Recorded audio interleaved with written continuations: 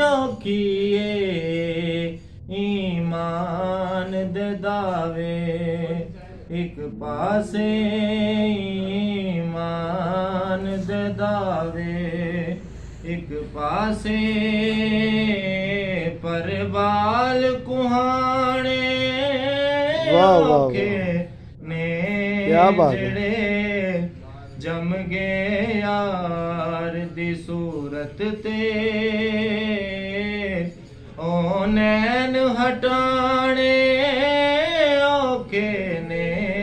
ਜਿਹੜੇ ਜਮ ਗਏ ਯਾਰ ਦੀ ਸੂਰਤ ਤੇ ਜਦੋਂ ਨਾਗੀ ਸ਼ੱਕ ਦਾ ਦੱਸ ਜਾਵੇ